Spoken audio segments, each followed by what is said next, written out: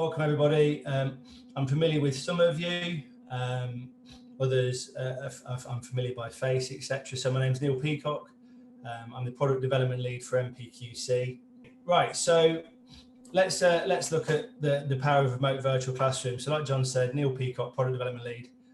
I've been in MPQC now for 6, almost 7 years, and obviously, as I said in my introduction, I've taken the business through training from classroom through to assessment, and obviously with COVID as it's come through, had to take it through a whole new phase with the virtual classrooms.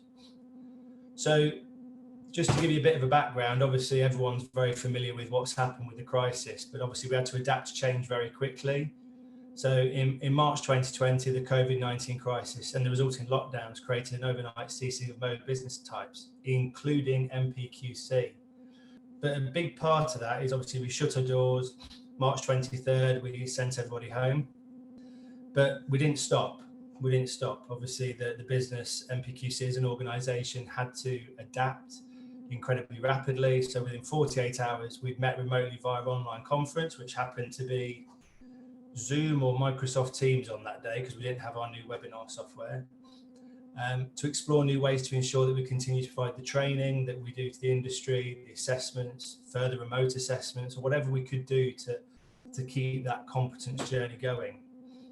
So after speedy research, MPQC invested in a system very, very similar to Zoom, but with a few more bells and whistles on it, which will allow remote delivery, but with the added benefits of being able to add interactive learning, engaging video presentations and quiz tools to embed check teachings. Now, and I'm sure you've all gone through this sort of stage already, but as with any new system or design process, there is a lengthy stage of upskilling and training members of the team, which posed massive challenges and needed full flexibility to adapt quickly. And I'm just going to obviously say a massive, huge thank you to all the team, the employees, the management, the senior management of MPQC as a whole throughout the whole organisation, because it's been a huge journey from March to now to get to where we are, from a standing start to operationally in the recovery zone, as it were. So a big thanks to those. So just to give you a bit of an idea of remote delivery, where we stand now as a business. So remote delivery accounts for more than 80% of all training that now takes place at MPQC. And that's a combination of safety, health, environmental courses, driver skills, CPC, remote assessing, remote registrations, apprenticeship delivery, etc. But with that, face-to-face training is still being requested and delivered where practical, as long as all the COVID-19 and safety requirements can be adhered to.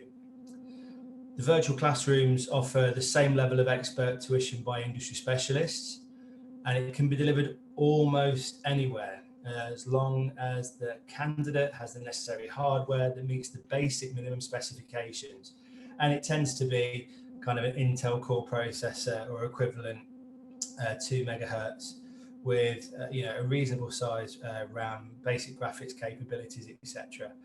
Doesn't need to be a powerhouse, but it needs to be able to cope. Now, one important thing that we did in MPQC is right at the very beginning, we did a lot of research, I did a lot of research on how webinars were generally delivered, etc. And one thing we committed to in the business was to make sure that irrespective of what we did on any form of training course, we would always have a dedicated host available in the room. And they're present all the way through the training course, not just at the start and the end. They're there to watch, witness, take note, take people to the side, have a word with them, deal with any technical issues. And they're called tech checks. And one thing that, when you come with MPQC on any of our virtual classroom courses, is there's always tech check sessions which happen 2 or 3 times a week, where once you book, you get an invite, you can go in, test your microphone, your camera, make sure your system meets the requirements, etc. And it's about ensuring that the learners have the best possible experience and the minimal amount of stress before they go on the courses. So this is virtual classrooms in action, and what I want to show you here is a quick video with Julianne Edwards, one of our trainers, going through the mineral sector safety passport.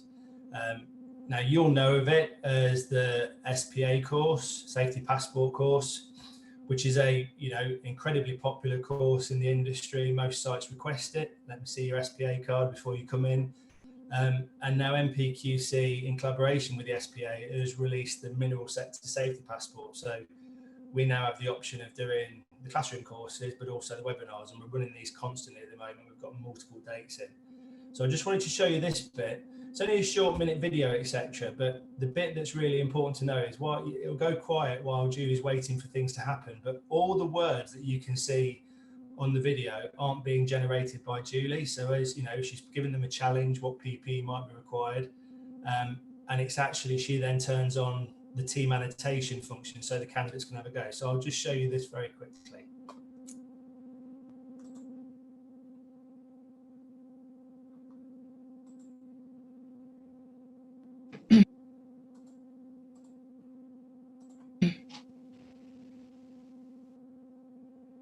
Yeah.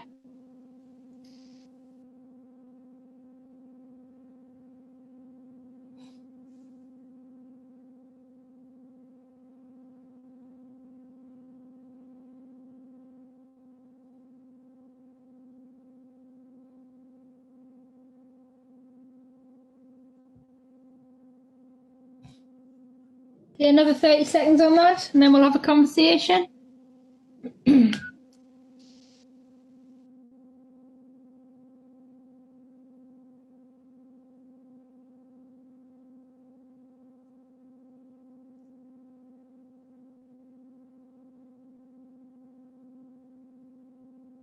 Okay.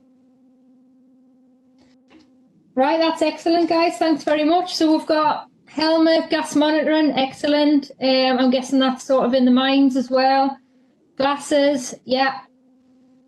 Breathing equipment, hard hat, ear defenders, yeah. Reflective jacket, brilliant. Safety boots, gloves, hard hat, yeah. Safety boots, good, excellent. Thanks for that. All right. Okay. So I'm just going to stop sharing for a minute. Before we go any further, has anybody got any immediate questions at all? Anything they want to raise or ask at all? At this point, by the way, I'm going to go into trainer mode. You can either give me a thumbs up at the screen or a thumbs up that we're okay to carry on. Thumbs up, please. Excellent. Look at that. Sarah's straight in there with the thumbs. Brilliant, brilliant, brilliant. Okay. So one thing that's worth just sharing with you now is the next stage, which is further candidate interactions. So, as we see here, the one thing very similar to Zoom, we get to see all the candidates that are in the training course. They have very similar interactions, but the previous video that you've just seen with Julie showed candidates utilising a whiteboard function, which a lot of the webinar software that you see out in the market now has that function. The system that we use has just a couple of little extra bits that, after a bit of research, allows us to do or mimic what we do in the classroom. So that whiteboard function, the candidates can annotate in real time, mimics the traditional forms of teaching with flip chart paper or any other system that they have for displaying thought processes, whether that's magic paper, etc., that sticks to the wall. Now, from experience now we're running anywhere between 8, 12 to 14 webinars every week now, from a blend of safety, health, environmental courses, CPC, blasting exams, you name it. We're doing a multi-varied levels of courses. So from experience, I can tell you that having run these now, they do actually generate exactly the same levels of conversation, interactions. And every candidate that I've had, there's a few that obviously have IT issues or struggle with IT in general. But if you say that 99.9% of them absolutely find it fine, you can jump in the breakout room with them, and no different to, if you come to MPQC or MP House for a course, I might split the candidates up into 2 different rooms, and, they've travelled for a few hours to get there, they've done the course.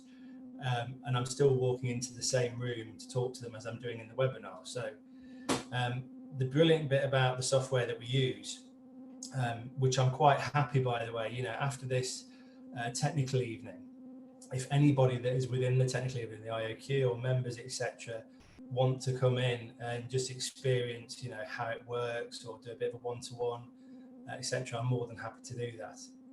But the beautiful thing about our system is that once you do the breakout rooms, the candidates can work separately, but they can also bring any work they've done back into the main training room.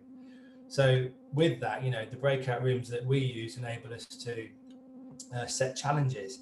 So if you come on a classroom course with us, you know, MPQC, so MP skills courses are incredibly interactive in terms of challenges in games and activities and management building tactics, and you know, all the different things that we have. So when we set challenges, it could either be two groups having to ask a certain question, it could be images that they've got to identify hazards on, etc.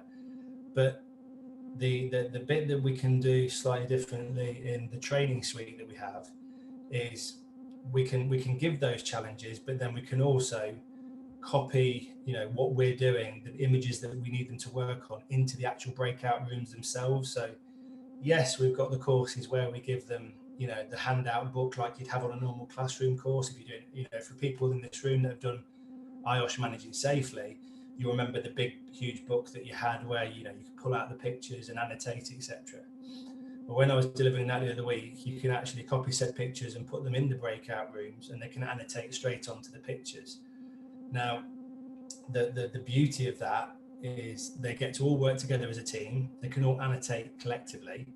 But then the fantastic thing is that all those annotations and stuff they've worked on, and if you look here, look, the whiteboard 1, you can click whiteboard 1 and 2.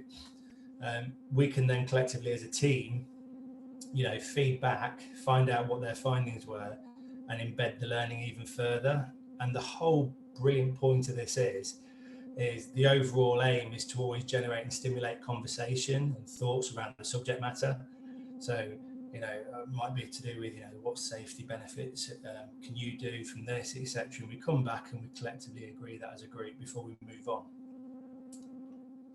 So to support the learning, the trainer has a number of tools available, you know, to open up discussions or embed learning.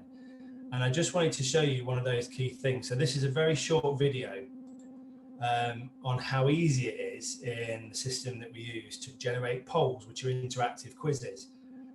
But then what you're seeing here, because I've prepared this video for you, is the view that the actual trainer has, which is, you know, no doubt it's similar to other systems as well, but it's just to show you how quick it is. So right now I'm just setting up a poll for the training group. I've got 2 fake candidates in there on my phone and my iPad. Quickly click in, click which poll I want. And there you go. There's the poll in creation. I open it up, and both those candidates now get a little message saying, you know, do you want to take part in the poll? They're now actively working on it, which is why it's going green. And until they press submit, it doesn't finish it. And from, you know, when I was doing the IOSH Managing Safety of the week, when I was doing QueryReg and ACOP, I threw probably, you know, 5 to 10 of these polls in. So rather than it being, as it said, that it's highlighting where you can see what people answered, rather than it being, you know, some people feeling nervous, they don't want to answer in case if they feel daft or they're not quite sure the answer, it's all, you know, totally anonymous. They can put down what they think, and then we can actually feed that back and have a bit of a breakout session and give them what the right answer was. So with that, polls can be used to gauge the learner's understanding or drive key discussions during the training sessions. But a big part for me is that anonymous bit, the fact that, you know, when you do a course with 12 or 15 people in it and you ask quite a technical question, there's the tumbleweed effect where some people put their head down because they don't want to answer, and then there's other people that put their hand up straight away. Whereas actually this one, it's 100% inclusive because people know that it's not going to bring the name up. Obviously, if I wanted to, I could dig down and find out who answered what. But as a trainer, you're not using it for that purpose. You're using it to see how much do people know in the room. So just another bit of a video here for you. So this is to show you polls in actual action. So this is from our CPC course, the driver skills card, now the MP Connect card. So I'll just show you this. Okay. So how seriously should we take it? Yeah, let's just have a little look at this. How many people do you think, let me just put a poll up. How many people do you think get killed on the road every year? Okay.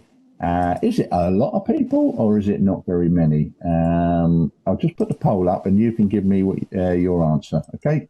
So hopefully you can see that bottom right hand corner. So if you want to choose one of those answers, okay, and then click submit.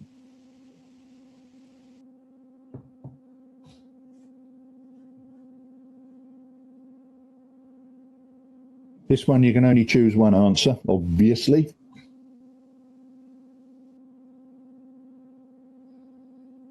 Right, nice one. I'll close the poll and then I'll show you the result.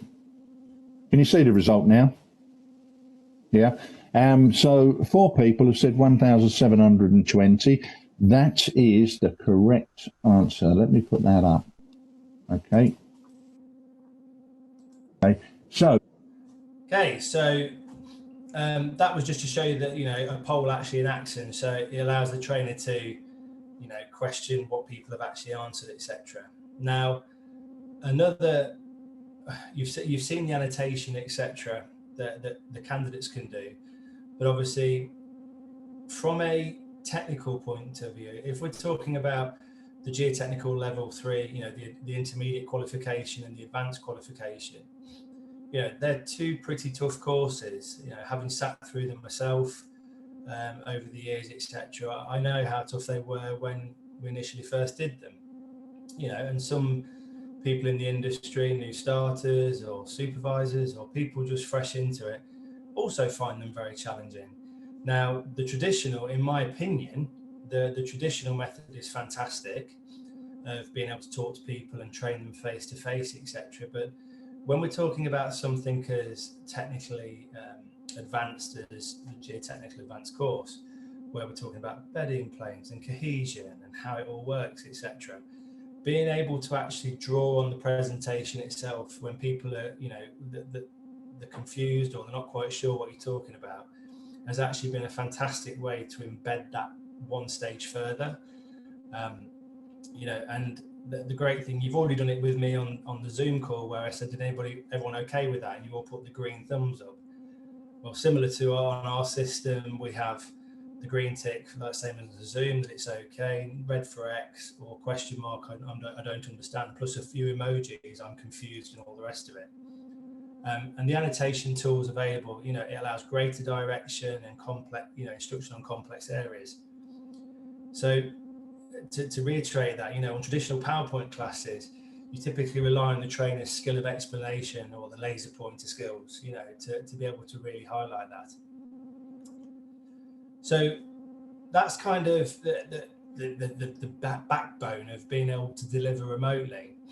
But now at the end of courses, whether it's a safety, health, environmental course or a qualification, such as the geotechnical, the CPC, blasting, etc., we needed a robust testing system that allowed us not only to test to the same standard as would be required for the awarding organisation, etc., but to make sure that we could test, it was a secure, you know, part, you know, as much as possible infallible, but also that we could maintain visual contact on all the candidates at the same time. So by using our dedicated MP Connect LMS, you know, we're able to assess the candidates in real time while still maintaining the full visual contact for invigilation purposes, and did exactly the same for the IOSH as well. Most people in this room have probably done IOSH Managing Safely, and it's a closed book invigilated exam. And exactly the same on the IOSH one. Everybody moves their books away, does it clearly on camera, comes back, and they do the test in front. Once they click the link, it opens up the testing page, but their camera on the webinar software stays open. So just to show you this, obviously they go into their LMS, they pick which test they're doing, it tells them how many marks they need and what the pass mark required is, and then they begin the assessment of all the questions, etc. Click one, make sure it's right, submit. But the beauty of this is as we do it internally, is once the test has been done, the records are immediately saved in the system, ready for certification, or in the event they've not quite met the mark, or a retest arrangement. Okay, so for yourselves, and it's something that actually now we've been able to look at it, because no different to yourselves, we've also looked at the benefits of virtual classrooms versus traditional methods. So I just wanted to list some of these down for you, and this is by no means exhaustive. There's probably 5, 6 or 7 or even more benefits, etc. But there is also, so we were chatting before you ladies and gentlemen came into the room about one of the slight downsides of not doing classrooms, but we'll cover that after we finish this. So the benefits is that it is the same levels of expert tuition. If you're doing Irish Managing Safely, Irish Leading Safely, etc. with me, it's exactly the same level of tuition. It's not a different trainer or somebody else. So all MPQC skills virtual classrooms and webinars are carried out by that professional trainer and presenter, and supported by a fully trained host, ensuring that smooth learning experience. Reduced time away from the workplace. Now this is a massive one. So LKAB, when they did their IOSH with me, a majority of them were still in the workplace. So we'd do the 6 hours in the day, then they'd finish, and they'd go and do a bit of work if they needed to, but they were also on their dinner breaks able to do only a few phone calls, etc. So reduction in travel costs, overnight stays, sundries, wear and tear on vehicles. The candidates are able to work from home, safe and secure environment, as long as they've got the necessary hardware to do it. And 99.9% of the time, people have got the right hardware. It's COVID compliant, keeping that social distance, but it's also future proof against further lockdown measures. Now, we're obviously very familiar with what's happened in the past 24 hours with the tier systems, with Liverpool, etc. There's a very real possibility that more systems or more areas of the UK will probably go into that tier 3. Fingers crossed not, but if they do, your employees, your members of your SMEs, etc., aren't going to be without the ability to continually develop and do their CPD time whilst at home, etc., if they can't get to work. And all the courses that we do, irrespective of them being virtual classrooms versus traditional methods, are still CPD applicable. That doesn't change, and the same for the qualifications. Through this training, through the systems that we have, you still gain your certificates as if you were doing the classroom. Now, you can already do the maths in your head. If you take, for instance, a full course for one of your businesses that's got 12 people on it, well, you won't release all 12 people from one site. So you'd probably bring 6 or 7 from other sites that may be not too close away. So think about it: travel costs, overnight hotel, food, wear and tear, diesel, fuel, blah, blah, blah, all those costs mounting up. But then you've got the cost of the course as well. Now, there's got to be a benefit for industry and the businesses for working through virtual classrooms, for the courses, the apprenticeships, for the qualifications, etc. And typically it's not set in stone, and there is some sway on this as well, and it goes up or down. Webinar classes are usually between 15 and 25% less in cost. I'll give you an example. One of our courses for a public course is £520 per delegate for a 2-day course, and on webinar it's as low as 310.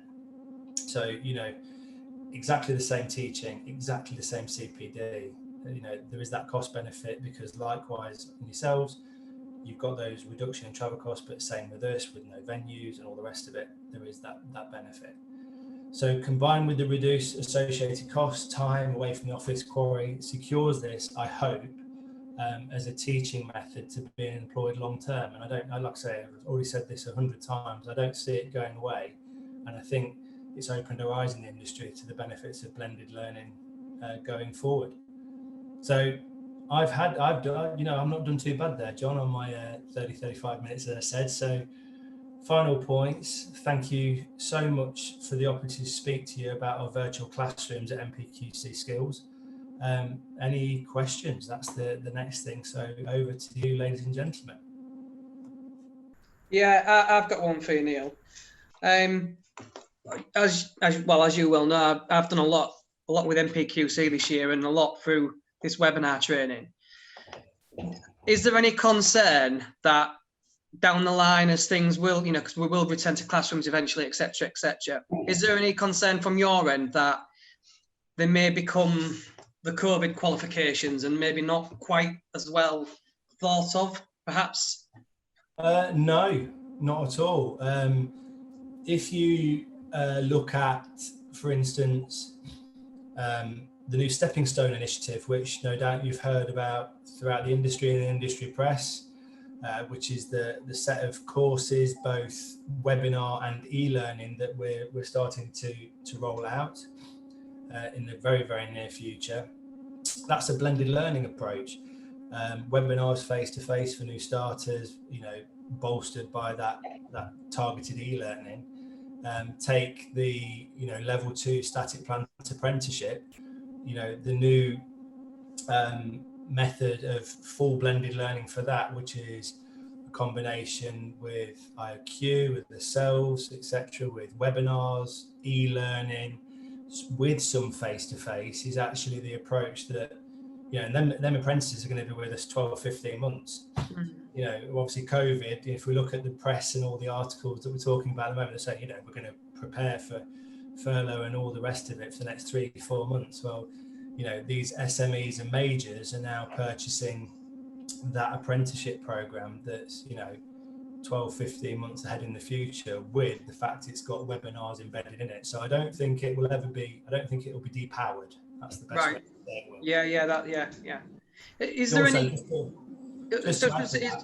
is there any course then, as what you're saying with the VQ, with the apprenticeship there, is there any course that MPQC offer that you feel maybe too technical for a webinar, for example? Because I've experienced this sort of, to be fair, early in the year with another company, but there was talk of a course which was a 5-day course normally, and it was going to split it into webinar, but they decided it was in their terms too technical to deliver via webinar. So is that something that may be an issue with some courses?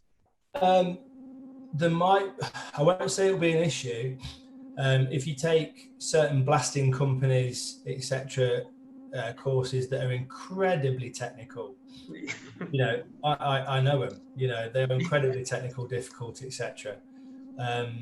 The one thing, and our CEO John Wilkinson, Trish Jaguar, General Manager, myself and Chris have all committed, and me right from the beginning, looking after this on the development side, is that we need to work differently. COVID has made us think, actually, there's different ways of doing things. Now, do I think that there were some courses where actually it needs to be a blended approach with maybe a bit of e-learning, facilitated by some webinars afterwards to make sure that that's sank in, followed by some classroom time to really go into the nitty-gritty? Absolutely will. Yeah.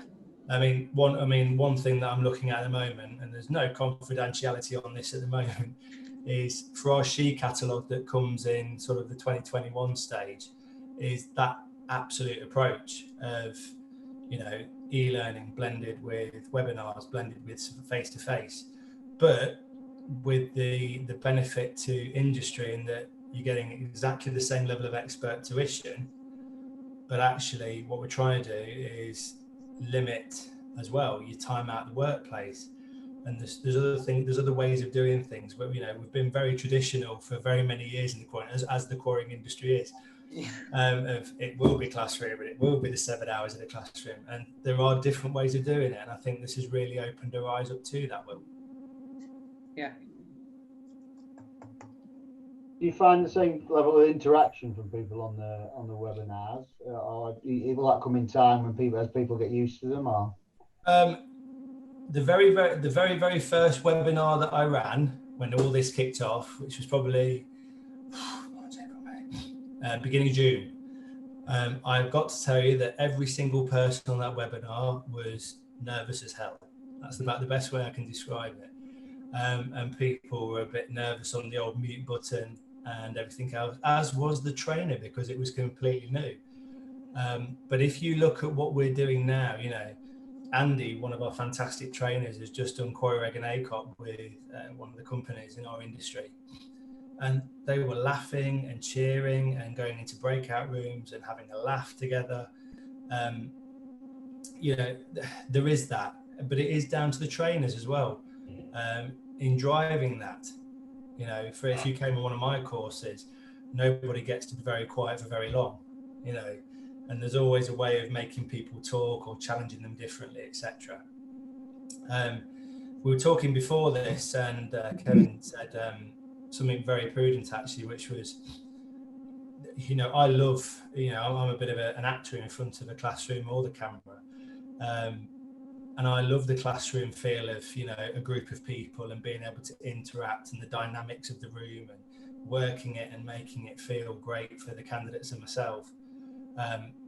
And there is that one bit that's missing from doing webinars. You can still build up a rapport, you can still laugh, but it's that networking bit that Kevin was on about, where after, you know, break time, you can all go and have a cup of tea and a chat. I don't think for 1 minute that that's going away, but I think this gives us options of doing things differently. If you look at what we've done in the past, we've sent a trainer, myself, you know, on a plane up to the far reaches of Scotland to deliver a course to someone. Absolutely fantastic, no problem in doing that at all.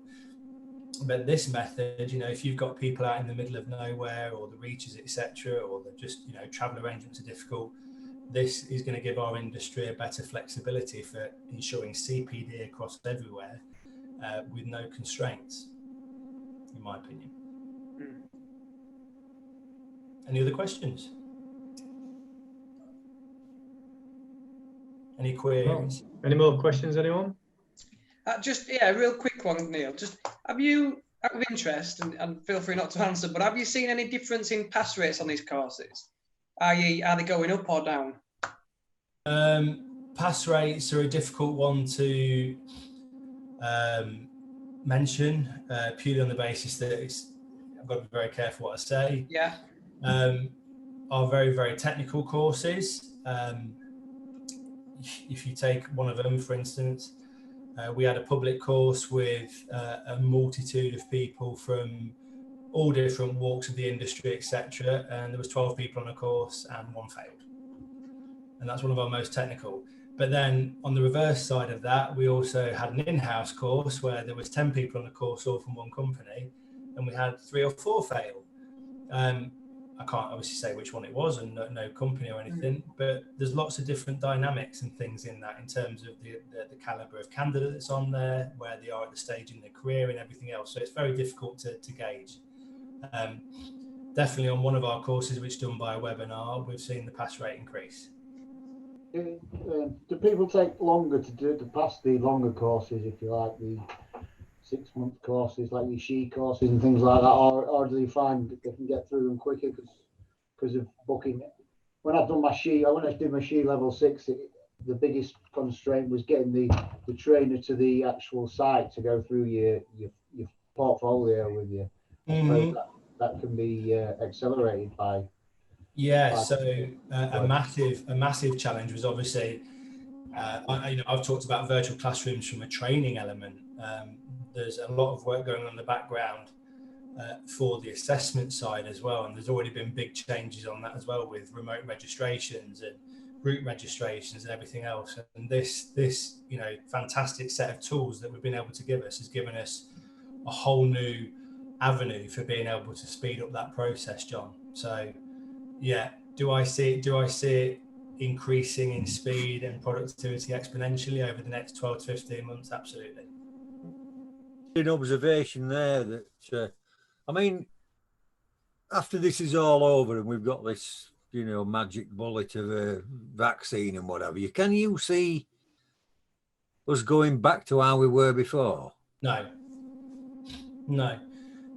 As an ex manager in the industry, etc., and if I was still in charge of 3 or 4 P&Ls, and trying to make sure that I gave my business the best opportunity for CPD, progression, everything else, but also from, some of us are working for massive companies, etc. For SMEs or very small businesses, training budgets and the way that they can release people is limited. And before this happened, it was very rigid. Our industry has always been, and always been fantastic in changing things and adapting things, but still likes its traditional way of sticking with what it knows. And I think over, in history, it's always been, this is how we do courses, and it's classroom, and it's this, and it's da-da-da. And I think this whole new way and approach that people are taking, it's been adopted really well, by the way. We've done some fantastic SHE courses already. I don't think for 1 minute it'll go back. I think a big challenge for us at MPQC is making sure that the way that we deliver and the offering that we give of how we teach this is really important going forward. We can't stay, if you see where we were, and I've said that right at the beginning of the presentation, on March 23rd, the same as every business, when they locked us down, bar the ones that had to stay open for emergencies and everything else, every business went off a cliff. That's the best way of describing it. Zero turnover, zero input, zero anything. But if you see the absolute speed where we've come from the March the 23rd to today, the changes and the way the businesses had to work and everyone's flexibility and adaptability has been incredible to watch. The bit that's really important for us at MPQC, and likewise anybody in the industry, is to make sure that momentum doesn't stop, and that when we continue through this and we get through the rest of 2020, 2021, it's our job to make virtual classrooms as attractive with the new set of training as it is now, by doing like what Will said. Do you see that there will be an avenue for a blend, some virtual, some classroom? That's absolutely what I want to do. I want to hit, if you do Core Reg and ACOP with me at the moment, I might want to take through the history of regulations, law, and all the rest of it through a webinar and through e-learning. But then actually when it comes to the nitty-gritty of blast safety and all the other bits and bobs and excavation tips, maybe do that in workshops face to face. That's just just throwing that one out there. That might be something that we do, and I think that's a really important thing for the next sort of 12 to 15 months, is how we adapt to provide that for the industry. Did that answer the question, John, by the way? Yep. Thank you. Any further questions at all? Well, fantastic, Kevin. Well, thanks, Neil. Our first Zoom branch technical evening, No, it's gone really well, really well. It's lovely to see you all here as well, and some fantastic questions. It's interesting how the technology is quite, I was just thinking, you'd be sort of using Zoom to do presentations, but clearly not. The breakout rooms and the whiteboard, and the fact that it encourages people to be more interactive because they can do it with that level of anonymity. So it was the poll, that's quite good, that poll. Yeah, I use that a lot, Kevin, purely on the basis that, having been, obviously I'm product development lead now, but having been a training development manager and being a trainer and an assessor as well in the industry, as well as in the management of it, is I've stood in front of multiple classrooms over the years, and as I said, the tumbleweed effect, and I'd go, right, what's this, and you get like, half the class would go quiet because they might not know the answer, or the panic that it's going to be the wrong thing and they're going to be embarrassed. And then you get the other, hardcore quarry manager and quarry manageresses that know it inside and out, that throw the hand up. And part of my job in a classroom is to make sure that we get full inclusion by even making those people try and answer and overcome that embarrassment or nerves. Good. But actually the poll just lets you get a snapshot of what people's views are or their level of understanding straight away. Yeah, so I think COVID or no COVID, this is the future, really, isn't it? So thanks for attending, for driving all this way to North Yorkshire. And, I do live in Yorkshire, so I'm okay. Which bit though? Because some of it's a different level to others in terms of COVID. I am in a higher level. I'm in Pudsey, just west of Leeds. Right. So I am in high level. But thanks again anyway. Very welcome, Kevin. And thanks to everyone who's attended.